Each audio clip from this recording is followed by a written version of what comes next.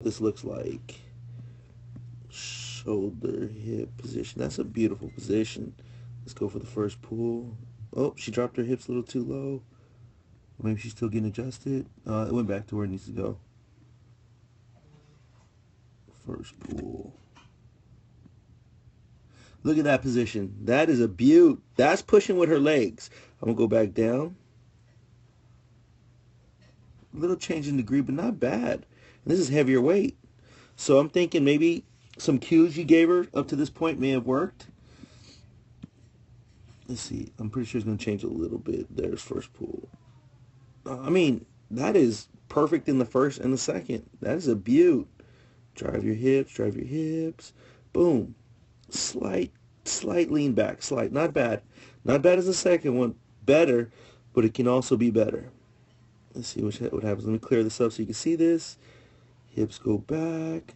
See, your hips are the main movement right there. That's a beaut right there. I'm going to go ahead and put an emphasis on hips, and let's see where it goes. It's probably going to end up around right here. Your hips are the main mover here, Teyah. Boom. Your hips move. And then as a result, your shoulders move. Don't think of your shoulders moving, and you probably may not. You may not think that you're thinking that way, but it's definitely showing in motor patterns. Right here, this is beautiful. Your hips go back, you clear your knees, and drop it down. You were taught very, very well. Reset, good. Right, rolled it right back over your midfoot. Look at it, it got away from you. You pulled it back in. Beautiful. What you want to do is you want to have your shoulders over the bar. This is a cue you'll hear say over.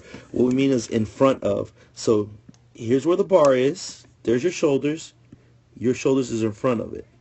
Let's say if you had your shoulders directly over the bar, it's too far away from you. It creates too much of a far torque away from your back. The further this moment arm is, and I know I'm talking a little too fancy, but let's say let's do a little analysis of leverage here. Here's where a not ideal position would be. This is where you have it at, where your hands are. You're going to see that the first distance is further away from your back than this one is. That's called the moment arm. The further away it is from your back, the more torque it creates. And in this case, that torque is not good for your back, especially over time. But man, that is a beautiful position. Atta girl. Sets up. Hip maybe a little bit too high. So now, in this position, your hip is close to your shoulders. This is going to be more close to what we call a stiff leg deadlift. When your hips is at the same level as your shoulders, that's a stiff leg deadlift. When your hip is in between your shoulders and your knees, that's a conventional deadlift. When your hip comes to the same level as your knee, that is a squat. We want to know the difference between both exercises as compared to the conventional. We don't want to squat our deadlift, and we don't want to stiff leg our deadlift unless that's what we're trying to accomplish. And I don't think that's the case. A little bit delay in the hips, but man. Oh, you shrugged the shoulders there. Notice this at the top. This is common too. Look where your shoulders are at. In fact, let me go ahead and blow that up for you.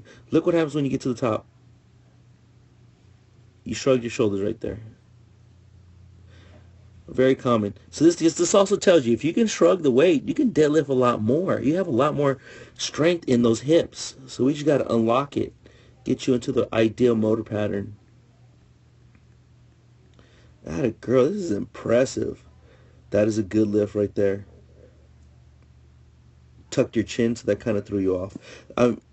Phenomenal, phenomenal.